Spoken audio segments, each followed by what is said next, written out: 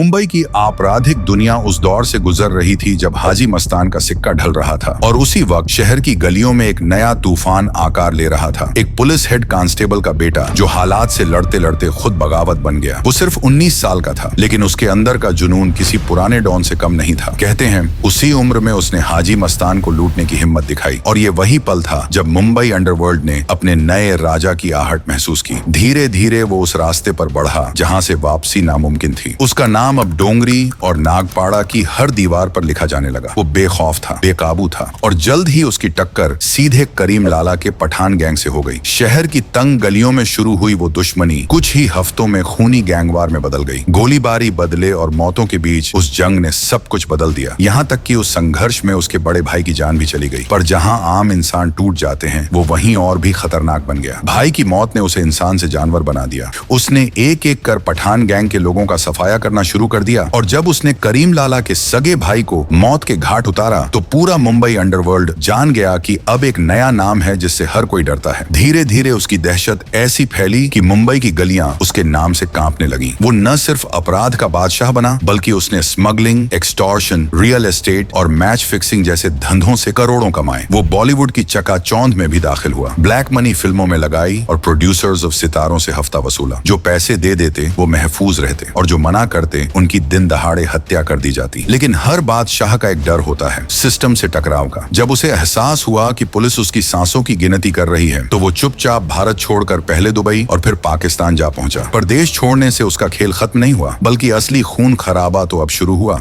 भारत से बाहर बैठकर उसने वो किया जो अपराध नहीं, आतंकवाद की परिभाषा बन गया। 1993 के मुंबई ब्लास्ट एक ऐसा हमला जिसने पूरे भारत को हिला दिया और दाऊद का नाम इतिहास में हमेशा के लिए खून से लिख दिया। इसके बाद उसका नेटवर्क सीमाओं से परे फैल गया। दुनिया के करीब 15 देशों में उसका आपराधिक साम्राज्य खड़ा हो चुका था। ड्रग्स तस्करी, एक्सटॉर्शन, हथियारों की तस्करी और टेरर फंडिंग, हर जगह उसकी परछाई मौजूद थी। उसके डर की कहानी इतनी बड़ी हुई कि संयुक्त राष्ट्र ने उसे ग्लोबल टेररिस्ट घोषित किया। भारत और अमेरिका ने उसके सिर पर $25 मिलियन का इनाम रखा और मशहूर फोर्ब्स मैगजीन ने उसे दुनिया के सबसे वांटेड अपराधियों की सूची में तीसरे स्थान पर दर्ज किया। यह वही इंसान था जिसने कभी गरीबी के चलते स्कूल छोड़ दिया था, जो छोटी मोटी चोरी से गुजारा करता था, पर फिर वो वही आदमी बना जिसने पूरे अंडरवर्ल्ड को अपने पैरों तले झुका दिया। ये कहानी है उस बच्चे की जो मजबूरी में बागी बना और बगावत से साम्राज्य खड़ा कर गया। मुंबई का सबसे खतरनाक डॉन दाऊद इब्राहिम कास्कर। साल 1955 का दौर था। मुंबई तब भी सपनों का शहर कहलाता था, लेकिन उन सपनों तक पहुंचने का रास्ता हर किसी के लिए आसान नहीं था। इसी साल एक ईमानदार police head constable Ibrahim Kaskar अपनी पत्नी अमीना बी के साथ निराले शाह बाबा नाम के एक सूफी फकीर से मिलने गए। बाबा ने दोनों की हथेलियां ध्यान से देखी, फिर धीमी आवाज में बोले, तुम्हारे 6 बेटे होंगे और तुम्हारा दूसरा बेटा दुनिया में नाम करेगा, बहुत दौलत और शोहरत पाएगा, पर याद रखना उसके नाम के साथ अंधेरा भी होगा। कास्कर दंपति मुस्कुराए। उन्हें क्या पता था कि ये भविष्यवाणी एक दिन हकीकत बन जाएगी, ऐसी हकीकत जिससे पूरा भारत हिल उठेगा। कुछ महीने बाद 22 दिसंबर 1955 महाराष्ट्र के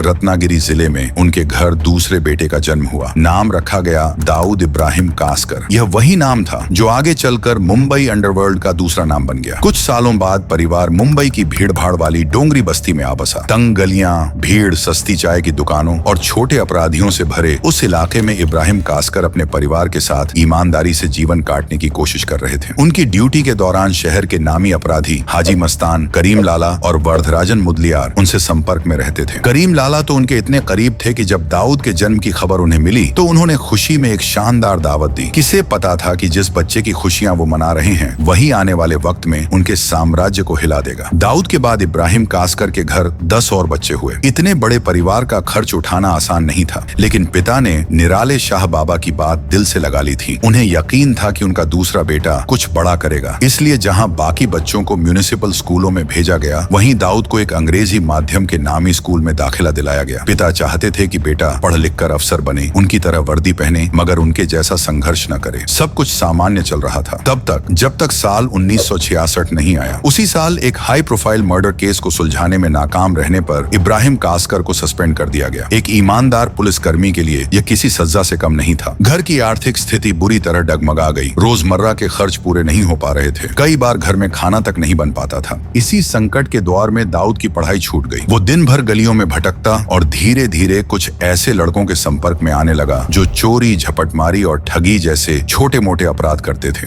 महज 14 साल की उम्र में दाऊद ने पहली बार अपराध का स्वाद चखा। किसी के जेब से पैसे उड़ाने की एक छोटी सी कोशिश, पर यही कोशिश उसकी जिंदगी का अहम मोड़ साबित हुई। पिता को जब ये खबर मिली तो उन्होंने बेटे को जमकर डांटा और मारा भी। वो चाहते थे कि बेटा संभल जाए, पर शायद अब बहुत देर हो चुकी थी, क्योंकि उसी दिन से दाऊद ने ठान लिया था, अब मैं गरीब नहीं रहूंगा किसी भी हालत में। उसके भीतर अब एक अजीब सी आग जलने लगी थी, पैसे की भूख, इज्जत की चाह और सिस्टम से नफरत। वो देखता था कि कैसे अमीर लोग गलियों के बाहर ऐश कर रहे हैं और उसके जैसे लोग भूख से लड़ रहे हैं। धीरे धीरे वह उस दुनिया में उतर गया जहां नियम नहीं, बस खौफ और चालाकी चलती थी। वो गली का शरारती लड़का अब मुंबई की अंडरवर्ल्ड की सीढ़ियों पर पहला कदम रख चुका था, और यहीं से शुरू हुआ वो सफर जिसने एक पुलिस वाले के बेटे को डॉन दाऊद इब्राहिम बना दिया। मुंबई की धूप उस दिन कुछ ज्यादा ही तेज थी, जैसे शहर के माथे पर किसी नई हलचल की तपिश हो। डोंगरी की संकरी गलियों में अब एक नाम धीरे धीरे फुसफुसाहटों से निकलकर डर की भाषा बन चुका था, दाऊद इब्राहिम। पुलिस कांस्टेबल का बेटा अब उस रास्ते पर कदम रख चुका था जहां कानून के साए भी सहम जाते थे। वक्त था 1970 का दशक, जब मुंबई की गलियों में तस्करों और स्मगलरों का जलवा था। इन्हीं गलियों में दाऊद और उसके दोस्तों ने विदेशी घड़ियों का धंधा शुरू किया, लेकिन ये कोई सीधा साधा बिजनेस नहीं था। चमकती घड़ियों के नाम पर भोले भाले लोगों को ठगना ही असली धंधा था। देखते ही देखते मोहता मार्केट में दाऊद का नाम स्मार्ट ठग के रूप में गूंजने लगा।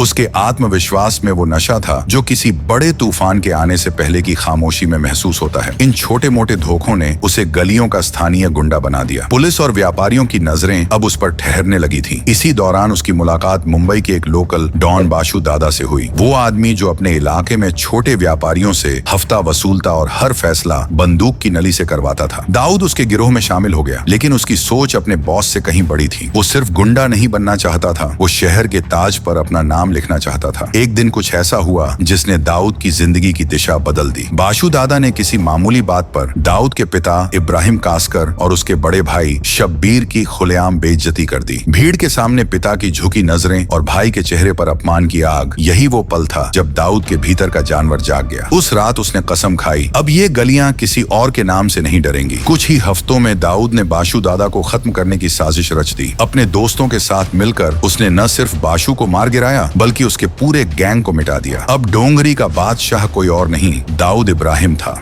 धीरे धीरे उसका नाम अंडरवर्ल्ड के गलियारों में गूंजने लगा। उसकी मुलाकात हाजी मस्तान से हुई, जो उस वक्त मुंबई के अंडरवर्ल्ड का बादशाह था। एक ऐसा शख्स जो तस्करी से लेकर बॉलीवुड तक अपने पैसे और रसूख से राज करता था। कुछ समय तक दाऊद ने उसके लिए काम किया, लेकिन उसके भीतर हमेशा एक जलन थी। हाजी मस्तान ने बिना खून बहाए, बिना डर दिखाए इस शहर पर राज कर लिया था। दाऊद को लगता था कि अगर ये शख्स बादशाह बन सकता है तो मैं क्यों नहीं। उसके अंदर एक तूफान उठ रहा था, सत्ता का, बदले का और पहचान का। ये मौका तब आया जब हाजी मस्तान ने अपने प्रभाव का इस्तेमाल करते हुए करीम लाला के पठान गैंग को दाऊद के 2 दोस्तों की पिटाई का ऑर्डर दे दिया। वो अपमान दाऊद के सीने में नश्तर की तरह चुभ गया। उसने तय किया कि अब इस खेल के नियम वो खुद लिखेगा। इसी बीच उसे खबर मिली कि हाजी मस्तान की 5 लाख रुपए नकद से भरी अटैची मरीन लाइन से मालाबार हिल्स तक भेजी जा रही है। सिर्फ 19 साल की उम्र में दाऊद ने एक ऐसा कदम उठाने की ठान ली जो मुंबई की तस्करी की दुनिया को हिला देने वाला था। उस रात उसने अपने 2 भरोसेमंद साथियों के साथ सड़क पर एक गाड़ी को रोका, वही गाड़ी जिसमें वो अटैची थी। बंदूक की नोक पर उसने ड्राइवर को नीचे उतारा और पल भर में पैसों से भरी अटैची लेकर फरार हो गया। पर किस्मत को कुछ और मंजूर था। जिस पैसे को वो हाजी मस्तान का समझ रहा था, वो दरअसल मेट्रोपॉलिटन कोऑपरेटिव बैंक का था। यानी उसने न केवल मस्तान से बल्कि मुंबई पुलिस से भी पंगा ले लिया था। अब केस दर्ज हुआ और इस केस की जांच करने वालों में उसका अपना बाप हेड कांस्टेबल इब्राहिम कासकर भी शामिल था। ये विडंबना थी, एक तरफ कानून का सिपाही, दूसरी तरफ उसका बेटा कानून का दुश्मन। पुलिस ने ताबड़तोड़ छापेमारी की, कई ठिकानों पर नाकाबंदी हुई, लेकिन दाऊद हर बार उनकी पकड़ से निकल जाता। उसके कारनामों की चर्चा हर थाने, हर अखबार और हर अड्डे पर होने लगी। अब वो किसी लोकल ठग से आगे बढ़कर मुंबई के क्राइम सिंडिकेट का उभरता चेहरा बन चुका था। ये सिर्फ एक डकैती नहीं थी, ये उस दौर की घोषणा थी जब दाऊद इब्राहिम नाम का तूफान अब पूरी मुंबई पर छाने वाला था। मुंबई पुलिस के गलियारों में उस दिन हलचल मची हुई थी। इब्राहिम कासकर, जो अपने ईमान और सख्ती के लिए जाना जाता था, थाने के दरवाजे से अंदर दाखिल हुआ, लेकिन इस बार वो एक पुलिस वाले के रूप में नहीं, एक बाप के रूप में आया था। उसके साथ था उसका बेटा दाऊद इब्राहिम, जिसकी कलाई पर पुलिस की बेल्ट बेल्ट के निशान अब भी ताजा थे। थाने में मौजूद अफसरों के सामने इब्राहिम कास्कर ने सिर झुकाकर कहा कि अगर मेरा बेटा अपराधी है तो पहले उसे सजा दो, मैं उसका पिता नहीं, कानून का नौकर हूँ। वो क्षण दाऊद के लिए किसी सदमे से कम नहीं था, लेकिन उसकी आंखों में शर्म नहीं थी बल्कि उनमें आग थी। पिता की बेल्ट से पिटाई, थाने में बेइज्जती और सबके सामने अपमान। कोई और होता तो शायद टूट जाता, मगर दाऊद नहीं टूटा। वह चुप था, पर उसके भीतर बदले की ज्वाला जल उठी थी, लेकिन इस बार दुनिया से नहीं बल्कि अपनी किस्मत से ही टकराने की। क्योंकि सरेंडर उसके पिता ने करवाया था, इसलिए कुछ दिनों बाद दाऊद रिहा हो गया। पर थाने की 4 दीवारों में जो अपमान उसने झेला था, उसने उसे बदल दिया। वो अब वही लड़का नहीं रहा जो मोहता मार्केट में नकली घड़ियां बेचता था। वो अब एक मिशन पर था, और वह मिशन था सत्ता हासिल करने का, वो भी हर कीमत पर। 1970 के दशक के आखिर में दाऊद और उसके बड़े भाई शब्बीर कास्कर ने अपने पुराने साथी खालिद पहलवान के साथ मिलकर एक नया गिरोह खड़ा किया। वही गिरोह जो आने वाले वक्त में डी कंपनी के नाम से अंडरवर्ल्ड की सबसे खौफनाक ताकत बनने वाला था। इस दौरान हाजी मस्तान ने अंडरवर्ल्ड से संन्यास लेकर राजनीति का रुख कर लिया था। सत्ता के इस खालीपन ने दाऊद को मुंबई के तस्करी नेटवर्क पर कब्जा करने का मौका दे दिया। सोने की तस्करी, रियल एस्टेट, एक्सटॉर्शन, सब कुछ अब उसकी मुट्ठी में आने लगा। लेकिन हर ताकत के उभार के साथ एक दुश्मन भी खड़ा होता है, और इस बार वो दुश्मन था करीम लाला, जो कि पठान गैंग का सरगना था। करीम लाला के लिए दाऊद की बढ़ती ताकत एक जहर बन चुकी थी। अब वो धंधे जो कभी पठानों के कब्जे में थे, धीरे धीरे दाऊद की पकड़ में आ रहे थे। दोनों के बीच तनाव इतना बढ़ गया कि आखिरकार मुंबई की सड़कों ने खून की धारें देखी। हर दूसरे दिन गोलीबारी,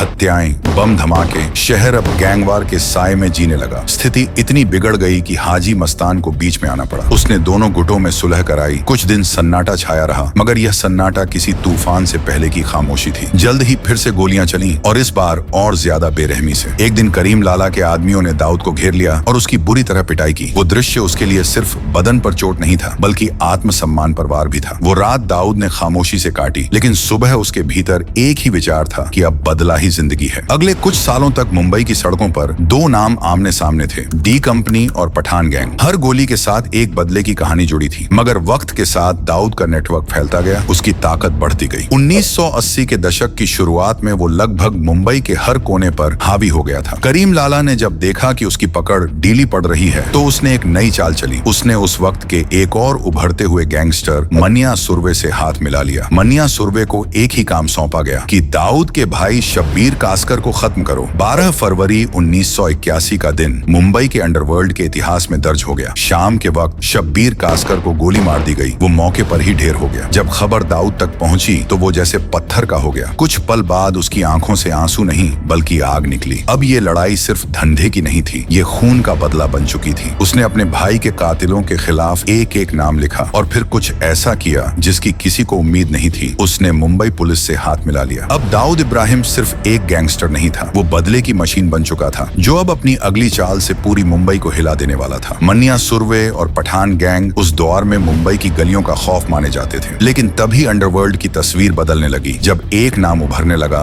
दाऊद इब्राहिम। धीरे धीरे उसने पुलिस को मनिया सुर्वे और पठान गैंग की हर हलचल की पल पल की खबरें देनी शुरू कर दी। दाऊद की ये मुखबरी इतनी सटीक होती थी कि पुलिस उसके बताए पते पर पहुंचकर एक एक करके मनिया सुर्वे के आदमियों को पकड़ती या एनकाउंटर में ढेर कर देती। जो बचते वे डर के साए में खुद दाऊद के साथ जा मिलते। 1982 में जब मनिया सुर्वे एक एनकाउंटर में मारा गया, तो तब मुंबई का एक बड़ा अध्याय खत्म हुआ। लेकिन दाऊद की कहानी अब बस शुरू हो रही थी। दाऊद के दिल में अभी भी जख्म ताजा था, अपने भाई साबिर की मौत का। वो करीम लाला के परिवार से बदला लेना चाहता था। इसी बीच एक और घटना ने आग में घी डाल दिया। करीम लाला का भतीजा समद खान किसी बात पर दाऊद के छोटे भाई नूरा को सरेआम पीट देता है। दाऊद के लिए यह सिर्फ बेइज्जती नहीं थी, बल्कि खून के रिश्ते पर हमला था। 4 अक्टूबर 1984 की शाम जैसे ही समद खान अपनी प्रेमिका शिल्पा के फ्लैट से बाहर निकला, सड़क पर गाड़ियों की आवाजों के बीच अचानक गोलियों की बौछार गूंज उठी। दाऊद, छोटा राजन, अली अंटुले और अब्दुल हमीद ने मिलकर उस पर 19 गोलियां दागी, और समद खान वहीं ढेर हो गया। मुंबई ने उस रात पहली बार महसूस किया कि दाऊद का बदला ठंडा नहीं होता। लेकिन बदले की कहानी यहीं खत्म नहीं हुई। 2 साल बाद 1986 में दाऊद ने करीम लाला के भाई अब्दुल रहीम खान को भी बेरहमी से मरवा दिया। इस वार के साथ उसने अपने सभी दुश्मनों की जड़ें काट दी। अब मुंबई, गुजरात और दमन तक फैले स्मगलिंग, ड्रग्स और गोल्ड के रैकेट पर उसका पूरा नियंत्रण था। वो अब गुंडा नहीं बल्कि अंडरवर्ल्ड का बादशाह बन चुका था। 1986 ही का साल था जब उसने मुंबई की एक खूबसूरत लड़की जुबीना जरीन, जिसे बाद में महजबीन कहा गया, से निकाह किया। शादी के बाद भी दाऊद का रुतबा और रसूख बढ़ता गया। उसे क्रिकेट से जबरदस्त लगाव था, पर उसका प्यार सिर्फ खेल तक सीमित नहीं था। क्रिकेट सट्टेबाजी और मैच फिक्सिंग तक फैला हुआ था। शारजाह में भारत पाकिस्तान सीरीज चल रही थी। फाइनल से पहले दाऊद मशहूर कॉमेडियन महमूद के साथ भारतीय ड्रेसिंग रूम में जा पहुंचा। सूटेड बूटेड, महंगे इत्र की खुशबू में लिपटा उसने खिलाड़ियों के सामने मुस्कुराते हुए कहा, अगर इंडिया आज जीतेगा तो हर खिलाड़ी को मैं टोयोटा कोरोला गिफ्ट करूंगा। पर तभी कप्तान कपिल देव प्रेस कॉन्फ्रेंस से लौटे और भड़क उठे, ये आदमी कौन है? इसे बाहर निकालो। अभी कुछ ही पल में दाऊद का रुतबा दरवाजे के बाहर रह गया। वो ड्रेसिंग रूम से मुंह लटकाए बाहर निकला और ये घटना बाद में शारजाह ड्रेसिंग रूम स्कैंडल के नाम से इतिहास में दर्ज हो गई। अब दाऊद का अगला ठिकाना था फिल्म नगरी। बॉलीवुड उस वक्त उसकी मुट्ठी में था। बड़े बड़े निर्माता उसकी इन्वेस्टमेंट लेने को मजबूर थे और बदले में दाऊद अपनी पसंद की हीरोइन या एक्टर की कास्टिंग तय करवाता था। जो मना करता वो या तो गोली का शिकार होता या फिर डर में जीता। इसी दौर में दाऊद का नाम कई नामचीन अदाकाराओं से जुड़ा। सबसे चर्चित नाम था मंदाकिनी। साल 1985 में जब राज कपूर ने राम तेरी गंगा मैली में उसे लॉन्च किया तो उसकी नीली आंखें हर अखबार की सुर्खी बन गईं। दाऊद उसकी खूबसूरती पर दीवाना हो गया। कई रिपोर्टों ने उनके अफेयर की चर्चा की, पर कोई ठोस सबूत नहीं था, जब तक कि दुबई के एक स्टेडियम से दोनों की तस्वीरें सामने नहीं आईं। तस्वीरों में दोनों कंधे से कंधा मिलाकर मैच देख रहे थे और उस दिन से मीडिया ने मंदाकिनी को दाऊद की गर्लफ्रेंड कहना शुरू कर दिया। अब दाऊद सिर्फ एक नाम नहीं बल्कि एक सिस्टम था। मुंबई के डॉन से लेकर दुबई के टॉवरों तक उसकी पहुंच थी। उसकी आंखों के इशारे पर करोड़ों का माल हिलता था। सोना, ड्रग्स, सिल्वर, इलेक्ट्रॉनिक्स,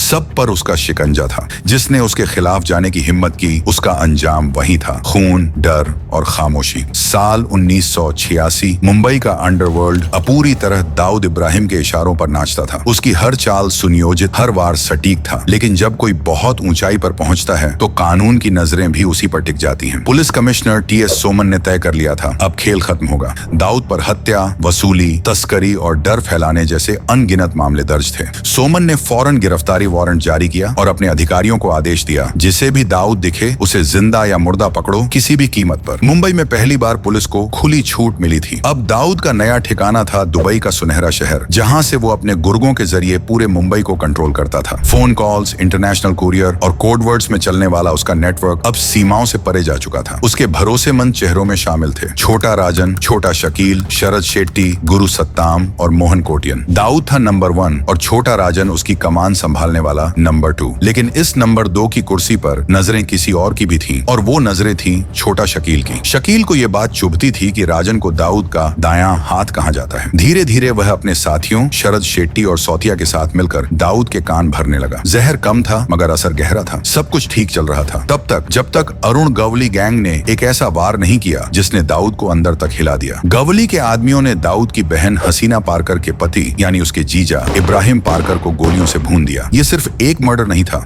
बल्कि ये उसकी इज्जत पर वार था। दाऊद ने बदला लेने की कसम खाई और अपने सबसे भरोसेमंद आदमी छोटा राजन को आदेश दिया, मेरे जीजा के कातिलों को जिंदा मत छोड़ना। राजन अपने मिशन पर था, लेकिन दोनों हत्यारे शैलेश हल्दांगर और विपिन शौर्य उस वक्त जेजे हॉस्पिटल में पुलिस सुरक्षा में भर्ती थे। राजन प्लान बना रहा था पर वक्त निकलता जा रहा था। दाऊद का खून खौल रहा था और धैर्य जवाब दे रहा था। तभी उसने यह काम छोटा शकील को सौंप दिया। दोपहर के वक्त जब हॉस्पिटल के गलियारों में मरीजों की आवाजें गूंज रही थीं, तो तभी शकील के शूटरों ने दरवाजे तोड़ दिए और फिर गूंजी 500 से ज्यादा गोलियां। शैलेश हल्दांगर वहीं मारा गया, लेकिन विपिन शौर्य उस दिन दूसरे वार्ड में था और बच निकला। गोलियों की बारिश में 2 पुलिसकर्मी भी मारे गए। हॉस्पिटल लहूलुहान था और पूरा शहर दहशत में था। इस घटना के बाद से दाऊद और राजन के बीच की दरार और गहरी हो गई। राजन को लगा कि उसके भरोसे को ठुकराकर दाऊद ने उसकी इज्जत छीन ली है और उधर शकील और शरद शेट्टी उस दरार में तेल डालने लगे। एक दिन दुबई में एक शानदार पार्टी के बीच शरद शेट्टी ने दाऊद के कान में धीरे से कहा, भाई राजन अब अपनी अलग टीम बना रहा है, कल वही आपका सबसे बड़ा खतरा बन सकता है। ये शब्द दाऊद के दिल में ऐसे ढंसे कि फिर कभी निकले नहीं। धीरे धीरे उसने राजन को महत्वपूर्ण बैठकों और प्लानिंग से दूर करना शुरू कर दिया।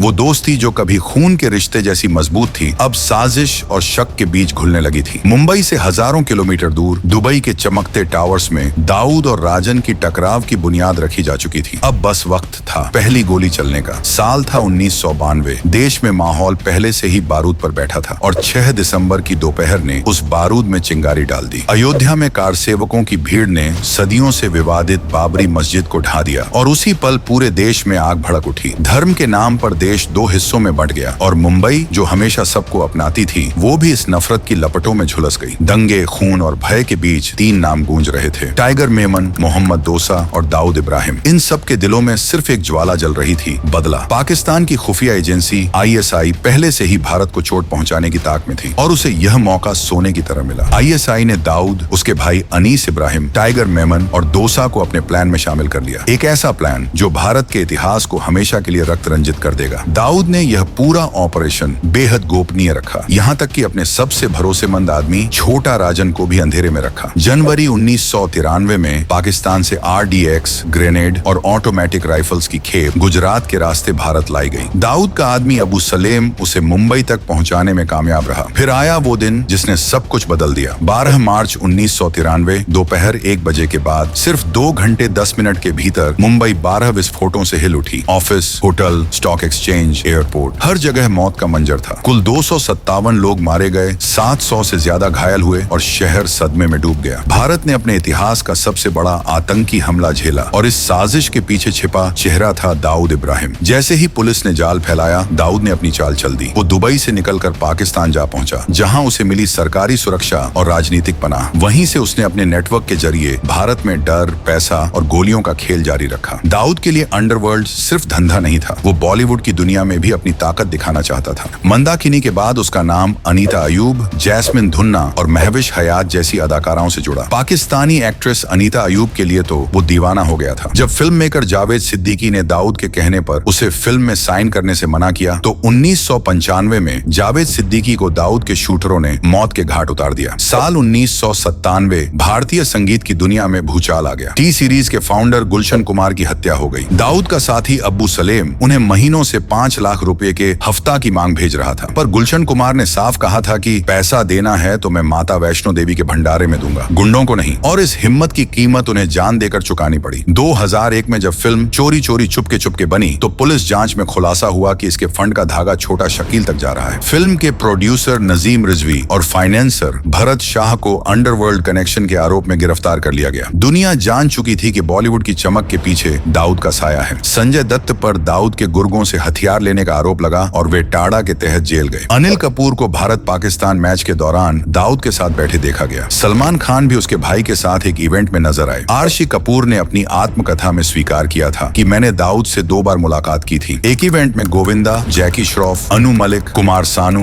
रंजीत जैसे सितारे मौजूद थे। कहा जाता है कि अनु मलिक ने तो उसके लिए एक स्पेशल गाना भी बनाया था। उधर छोटा राजन और दाऊद के बीच खाई और चौड़ी हो रही थी। राजन को सबसे बड़ा झटका तब लगा जब उसे मुंबई ब्लास्ट की प्लानिंग से पूरी तरह बाहर रखा गया। उसे महसूस हुआ कि वो अब दाऊद का दाहिना हाथ नहीं बल्कि उसके शक का शिकार बन चुका है। डी कंपनी के अंदर अब ताकत का संतुलन पूरी तरह बदल चुका था। छोटा शकील दाऊद इब्राहिम का सबसे करीबी और ताकतवर आदमी बन गया था। वहीं छोटा राजन को यह बात भीतर तक चुभ गई। उसने दाऊद से सारे रिश्ते तोड़ते हुए उसका साथ छोड़ दिया। जो कभी भाई जैसे थे अब जान के दुश्मन बन चुके थे। साल 1994 में दाऊद ने छोटा राजन को खत्म करने की साजिश रची, लेकिन जब तक उसके शूटर दुबई पहुंचते छोटा राजन वहां से निकल चुका था। वक्त बीतता गया और साल 2000 में दाऊद को खबर मिली कि उसका सबसे बड़ा गद्दार बैंकॉक में छिपा है। आदेश मिला, राजन अब जिंदा नहीं बचना चाहिए। छोटा शकील ने अपने भरोसेमंद किलर मुन्ना झिंगाड़ा को बैंकॉक भेजा। होटल में फायरिंग हुई, गोलियों की बरसात में अफरा तफरी मच गई, लेकिन किस्मत एक बार फिर राजन के साथ थी। वो जिंदा बच निकला। इसके बाद दोनों के बीच कई बार जान लेने और बच निकलने का सिलसिला चलता रहा। छोटा राजन ने भी दाऊद को खत्म करने के मौके तलाशे, लेकिन पाकिस्तान में ISI और पाकिस्तानी आर्मी की सुरक्षा में छिपे दाऊद तक कोई पहुंच नहीं सका। फिर आया 23 जुलाई 2005 का दिन। दाऊद की बेटी महरूक की शादी का रिसेप्शन दुबई के ग्रैंड हयात होटल में होना था। दूल्हा था पूर्व पाकिस्तानी क्रिकेटर जावेद मियांदाद का बेटा जुनैद। यह खबर भारत की एजेंसियों तक भी पहुंच चुकी थी।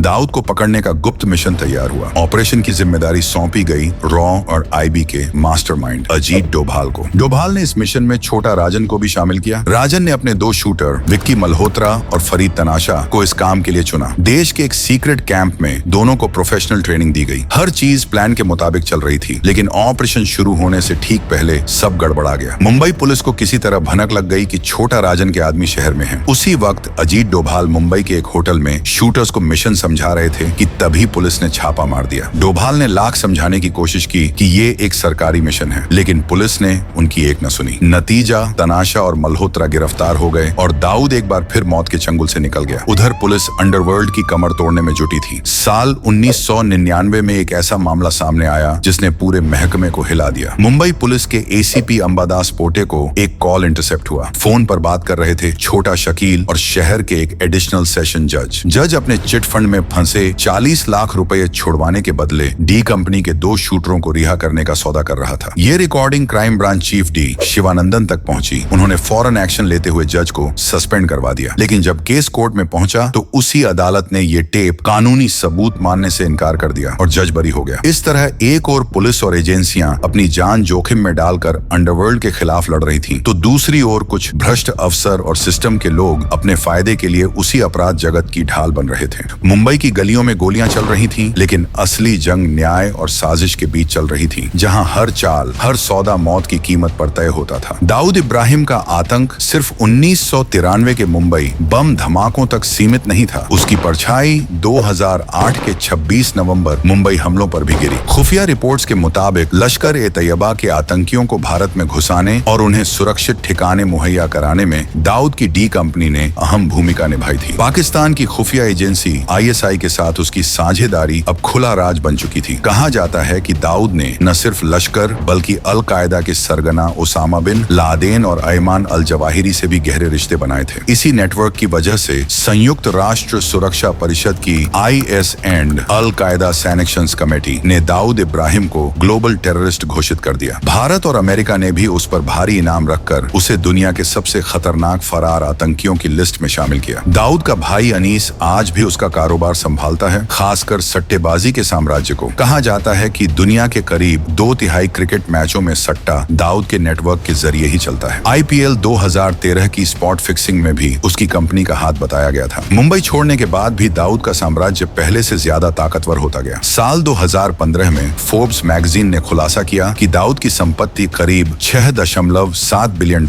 यानी अरबों रुपए में है, जिससे वो दुनिया के सबसे अमीर माफिया डॉन में से एक बन गया। अकेले ब्रिटेन में ही उसकी संपत्ति $450 मिलियन आंकी गई, जबकि अन्य देशों में 50 से ज्यादा प्रॉपर्टीज में उसका इन्वेस्टमेंट है। रिपोर्ट्स के मुताबिक उसके कारोबार का लगभग 40% हिस्सा अब भी भारत से आता है। भारत सरकार ने उस पर लगातार शिकंजा कसना जारी रखा। नवंबर 2017 में दाऊद की मुंबई स्थित 3 संपत्तियां, जिनमें उसका मशहूर रौनक अफरोज रेस्टोरेंट भी शामिल था, नीलाम कर दी गई। 2020 में उसकी 6 और प्रॉपर्टीज बेची गई। लेकिन दाऊद का नेटवर्क इतना फैला हुआ है कि उसे खत्म करना आसान नहीं। आज उसके पास करीब 14 देशों के पासपोर्ट हैं और उसका network Bharat, Pakistan, UK, France, तुर्की, जर्मनी, दक्षिण अफ्रीका, नेपाल, थाईलैंड, सिंगापुर और मलेशिया जैसे देशों तक फैल चुका है। अब डी कंपनी महज अंडरवर्ल्ड गैंग नहीं रही, ये एक ट्रांसनेशनल क्राइम सिंडिकेट बन चुकी है, जो एशियाई आतंकी संगठनों और बोको हराम जैसे कट्टर गुटों को भी फंडिंग देती है। बीते 2 दशकों में दाऊद के मरने की खबरें कई बार उड़ी, कभी कोरोना से, कभी जहर से, तो कभी हार्ट अटैक से। लेकिन हर बार ये अफवाहें झूठ साबित हुई। सूत्र बताते हैं कि पहचान छिपाने के लिए उसने कई बार अपने चेहरे की सर्जरी भी करवाई है। अब करीब 70 साल का हो चुका दाऊद इब्राहिम इंटरपोल और भारतीय एजेंसियों के रेडार पर है। लेकिन सवाल अब भी वही है, क्या कभी दुनिया का ये सबसे कुख्यात डॉन कानून के शिकंजे में आएगा, या हमेशा की तरह वह एक भूत की तरह परछाई बनकर दुनिया को छकाता रहेगा? अगर आपको ये वीडियो पसंद आया हो तो अपनी राय हमें कमेंट बॉक्स में जरूर बताइए। वीडियो को लाइक करें, शेयर करें और जुड़े हमारे साथ अगले एपिसोड में। जय हिंद, जय भारत, वंदे मातरम।